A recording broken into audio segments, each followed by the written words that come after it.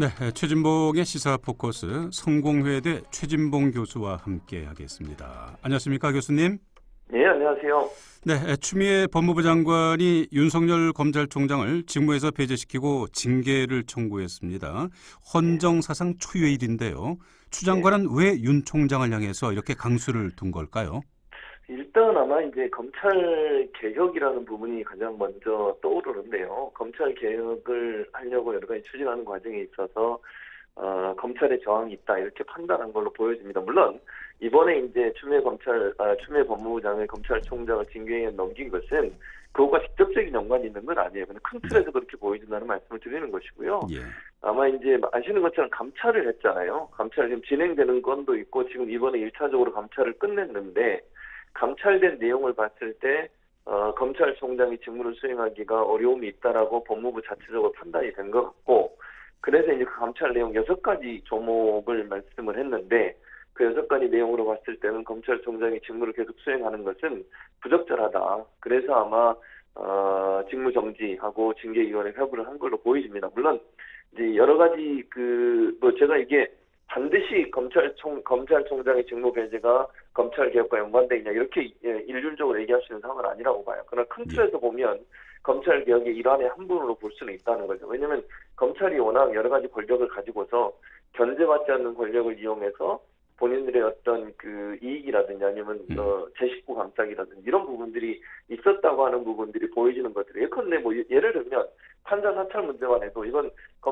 지금 검찰의 발표를 들어보면 관례적으로 계속 해왔다고 되어 있는데 이런 식으로 계속 판사들에 대해서 여러 가지 성향이라든지 아니면 재판의 어떤 성향 이런 부분들까지 파악해서 얘기하는 것이 과연 바람직하냐 하는 부분에 논란이 될 수 있거든요. 그래서 이런 감찰 내용에 기반해서 징계위원회 회부하고 그다음에 직무정지를 했지만 큰 틀에서 보면 검찰 개혁의 일환도 이루어진 거라고 볼 수 있을 거라고 판단이 됩니다. 네.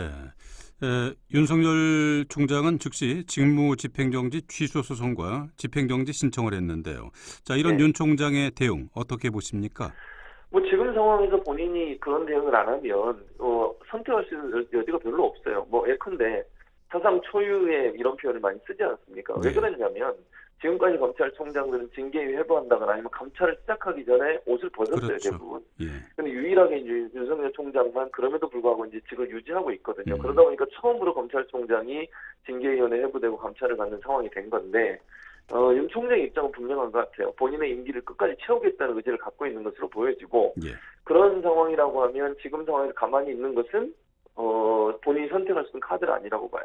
본인이 만약 7월이라고 하는 임기를 계속 마치겠다고 생각을 한다면 법적 대응을 통해서라도 본인이 죄가 없다는 것, 즉 잘못이 없다는 부분들을 적극적으로 해명할 필요가 있다. 그런 차원에서 아마 법적 대응이란 카드를 쓴 것 같습니다. 현재 검찰총장이 할 수 있는 선택이 그거밖에 없어요. 그러니까 둘 중에 하나죠. 하나는 스스로 사퇴를 하든 아니면 법적 조치를 통해서 법무부 장관의 이런 조치가 잘못됐다는 것을 적극적으로 알리는 방법. 이 두 가지 방법밖에 없거든요. 그중에 사퇴를 접고 결국은 법적 대응을 통해서 법무부 장관이 취한 조치가 부당하다 하는 부분들을 알리는 쪽으로 선택했다. 이렇게 볼 수 있을 것 같습니다. 네.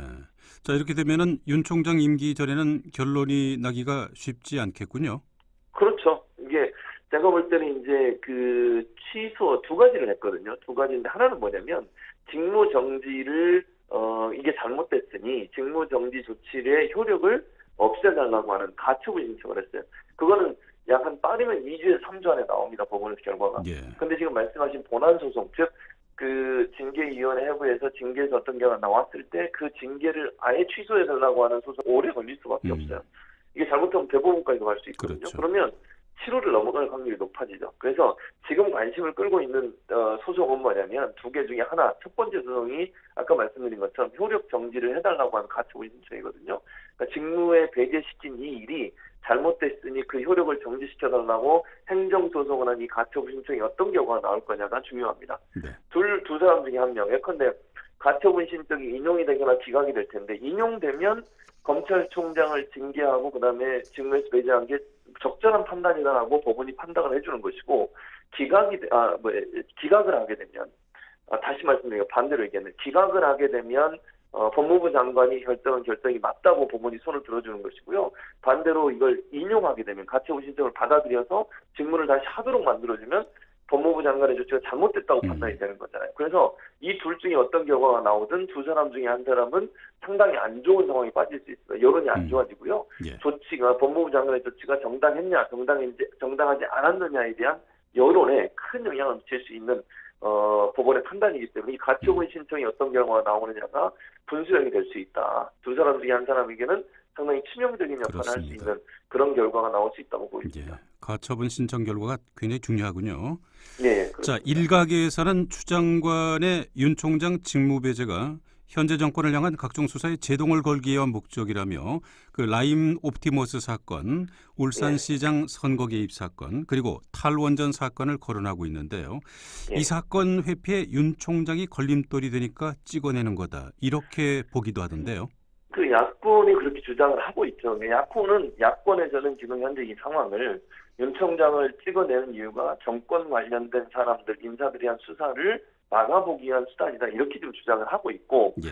여권은 그렇게 생각을 안 하는 거죠. 여권은 이건 검찰총장이 견제받지 않은 권력을 가지고서 본인이 갖고 있는 잘못을 어떤 감추려는 의도로 이런 행동을 하고 있다. 그래서 그걸 감찰한 거다. 이렇게 지금 얘기를 하고 있거든요. 예를 들면 지금 본인의 측근이라고 하는 한동훈 검사장이라든지 아니면 또 소윤 대윤 그래서 또 다른 후배 검사 한 분 있잖아요. 그분 형이 용산세무장 전에 할 때 논란이 됐던 사건도 그냥 넘어간 게 아니냐 이런 지금 의혹이 있는 것이고요. 예. 본인 장모나 처우 관련해서 수사가 제대로 안 이루어진 부분에 대해서도 문제를 제기하고 있다. 물론 그 결과는 어떻게 나올지 아무도 모르기 때문에 제가 단정적으로 말씀드릴 수 없지만 시각 자체가 완전히 다르다는 거예요. 그래서 야권은 지금 말씀하신 것처럼 이렇게 주장을 하지만 그 주장이 100% 맞는지 안 맞는지는 지금으로서는 판단할 수 없는 상황이다.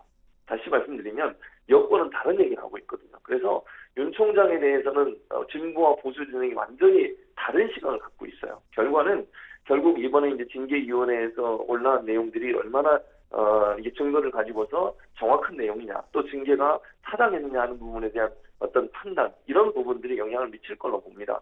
정치적으로 여야나 진보 보수가 나눠서 자기 의견을 얘기하는 것이 어느 한쪽이 맞다고 지금 단정적으로 얘기할 수 있는 사안은 아니고요. 예. 조금 더 시간을 지켜보고서 징계에 관련된 내용이 어떤 결과가 나오느냐 하는 부분이 이제 첨예 관심사가 될 수 있다. 이렇게 말씀드릴 수 있을 것 같습니다. 현재 가장 큰 논란이 되는 부분이 판사 사찰 의혹 아니겠습니까? 그렇죠. 이 판사 사찰이라고 주장한 문건을 윤 총장 측에서 먼저 공개했는데요. 검찰에서는 문제가 될 게 없다는 건데 정말 문제가 되지 않을까요? 아니, 저는 그렇게 보진 않습니다. 아니, 제가 이렇게 한번 여쭤볼게요. 우리 청취자분들한테.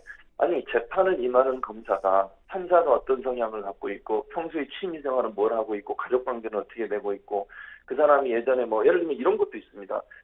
무리법관이라고 해서 옛날 사법농단 양승태 대법원장 있을 때 사법농단 사건에서 거기서 찍어내기 위해서 판사들을 이렇게 무리 비정 판사 이렇게 블랙리스트에 올렸던 거기에 이름이 올려있냐 안 올려있느냐 아니면 이 사람이 우리법 연구회라고 하는 진보 단체에 들어가냐 안 들어가냐 이런 내용을 왜 그걸 조사를 해야 되는지 제가 잘 모르겠습니다. 재판은요 증거를 가지고 하는 겁니다. 판사가 어떤 성향이니까 그 재판을 준비하기 위해서 판사 심리 또는 판사가 어떤 걸 좋아하는지 취미를 밝혀야 됩니까? 그게 제대로 된 재판인지 저는 잘 모르겠습니다. 그리고 또 하나 문제는 100번 저는 이제 제가 개인적으로 양보해서 이걸 재판을 담당하는 검사가 개인적으로 인터넷 들어가서 그 판사의 성향을 어느 정도 알아보고 또 그걸 자기가 재판에서 이기기 위해서 어느 정도 활용했다. 그건 어느 정도 이해가 되는 것 같아요. 제가 볼 때는. 그런데 이건 대검에 있는 한 부서, 수사정보 담당관이라고 하는 부서에서 공식적 문서를 만들어서 그 문서를 재판을 하고 있는 검사들한테 준 거 아닙니까? 네. 이런 형식으로 대검이 왜 활동을 하는지 저는 잘 모르겠어요. 이게 왜 수사 관련된 정보를 수집하는 것이고 공판을 유지하기 위해서 필요한 정보라고 얘기하는지 반대로 얘기하세요. 예전에 경찰이 검사들에 대해서 이런 소위 세평 수집했다고 검찰이 그 경찰들에 대해서 기소한 사건도 있었어요. 아니 본인들에 대해서 정보를 수집하는 경찰에 대해서 그렇게 강력하게 항의를 하면서 본인들은 왜 판사에 대해서 그런 불필요한 내용의 정보를 수집하는지 잘 모르겠어요. 그 세평이 재판과 무슨 연관이 있는지도 모르겠고요. 저는 그래서 이 부분은 사찰이 예전에 우리가 알고 있는 사찰의 개념이 뒤따라다니고 그 사람이 누구 만났는지 조사하고 이런 것도 사찰이지만 현대 사회에서 개인이 밝히고 싶지 않은 정보 그게 재판과 직접된 연관도 없고 그런 내용들을 굳이 모아가지고 검사들이 돌려서 봤다? 이거를 그 판사들이 볼 때 얼마나 기분이 나쁘겠으며 이게 재판과 무슨 연관인지 저는 모르겠습니다. 그런 상황에서 본다고 하면 검찰이 공개한 내용들 중에 여러 가지가 있어요. 예를 들면 심지어 이런 내용도 있습니다. 어느 판사는 그 전날 술 먹고 재판에 제대로 못 가서 지적을 당했다. 이런 내용까지 있습니다. 예. 이런 내용이 왜 필요한지 저는 잘 이해가 안 되고요. 예. 이거는 검찰이 어떤 변명을 하더라도 이건 잘못된 행동입니다. 이걸 뭐 법적으로 처벌하지 않을지는 이제 나중에 따져봐야 되겠습니다만 예. 이런 태도 자체는 검찰이 얘기하는 것처럼 아무 일도 아니다라고 얘기하기에는 이건 좀 심각한 사안이다 저는 그렇게 생각합니다. 그렇습니다. 판사들 입장에서는 뭐 굉장히 불쾌할 것 같은데요. 당연하죠. 법 쪽의 반응은 어떻습니까? 법 쪽에는 겉으로는 지금 얘기하는 몇몇 판사들, 그러니까 법 쪽에 내에서 한 몇 분이 공식적인 입장을 밝혔어요. 이거는 정말 사법부가 적극적으로 검찰에 항의해야 된다고 얘기하고 있습니다. 자기의 예를 들면 판사들의 개인 사생활이나 개인의 어떤 관계, 본인이 누구의 처제이고 그런 게 있거든요. 내용 중에 예. 누가 어떤 인척관계가 있고 이런 내용을 왜 그들이 검사들이 이걸 돌려보고 그걸 참고로 해서 재판장에 와서 뭐 예를 들면 재판을 저 사람은 뭐 얼굴이 연로해 보인다 이런 내용까지 있거든요. 네. 그 판사들 입장에서 얼마나 기분이 나쁘겠습니까? 그래서 제주지법에 있는 모 판사 같은 경우는 공식적으로 글도 올렸어요. 이거 가만두면 안 되고 법적 조치도 취해야 되고 두 번째는 사과도 받아내야 된다 이렇게 주장하고 있어서 네. 물론 많은 판사들이 거기에 검사들처럼 의견을 내지는 않고 있지만 그 사법부 내에서는 상당히 불쾌감을 가지고 있는 사안이라고 말씀드릴 수 있습니다. 네. 그리고 현재 검찰에서는 집단 행동이 이어지고 있는데요. 이 검찰의 이 같은 반발 어디까지 가게 될까요? 뭐 일단 전부는 아닌 것 같고 일부 이제 검사들이 그런 행동을 하고 있는데 저는 이게 뭐 저는 이렇게 생각합니다. 검찰이 1차적으로 검찰총장이 직무에서 배제되는 사태에 대해서 충격을 받았을 것 같아요. 뭐 당장 그리고 검찰이 수장이 지금 직무가 배제되고 징계위원회 회부돼서 조치를 당하고 있는 것을 검찰 조직원의 한 사람으로서 얼마나 큰 실망감이 있겠습니까? 충분히 이해합니다. 그런 얘기를 하는 건데 다만 저는 이거는 시시비비를 가리는 거고 사실관계를 가리는 거거든요. 네.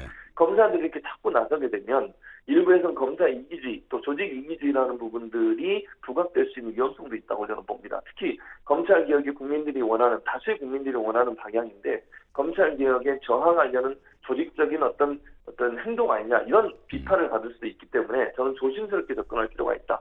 물론 검사 개인이 자기 생각을 얘기하는 것 자체까지 막을 수 없다고 저는 봅니다. 네. 그러나 이게 단체 행동을 하는 것은 또 다른 차원이라고 저는 보거든요. 국민들의 의견이 어떻게 될지 여론이 어떻게 될지를 고민한다고 하면 단체 행동하는 건 자제하는 게 좋을 것 같고 저는 개인적으로 개인이 자기 생각을 얘기하는 거에 자유니까 그거는 뭐 얘기할 수 있다고 저는 봅니다. 그러나 이렇게 단체 행동이 많아지면 많아질수록 검찰 조직에 대한 부정적 여론이 커질 가능성도 있다는 점도 염두에 두시고 행동을 해야 될 걸로 보여집니다. 네, 정치권도 연일 뜨겁습니다. 더불어민주당이 윤 총장에 대한 국정조사 필요성을 제기하자 국민의힘은 추 장관까지 함께 국정조사를 하자고 나서고 있는데요. 이게 국정조사까지 갈 수 있을까요? 저는 그 반반이라고 봅니다. 갈 수도 있고 안 갈 수 있다고 보는데요. 일단 처음에 국정조사를 요구했던 것은 민주당입니다. 그리고 처음에는 국민의힘에서는 그걸 좀 반대하다가 나중에 그걸 하자고 하면서 추미애 장관까지 같이 하자고 지금 얘기를 하고 있거든요. 아마 민주당 입장에서 제 개인적인 생각입니다만 추미애 장관과 윤석열 총장 두 사람을 같이 하자고 하면 아마 반대할 가능성이 있습니다. 그래서 청산할 가능성이 낮고요. 그러나 이제 윤 총장만을 대상으로 국정조사를 하자고 하면 아마 이루어질 가능성이 있어요. 이제 국민의힘 입장에서도 일부 의원들, 하태경 의원 같은 경우 예를 들면 윤 총장만 불러도 충분히 가능하다고 얘기를 하고 있어요. 윤 총장의 목소리만 들어도.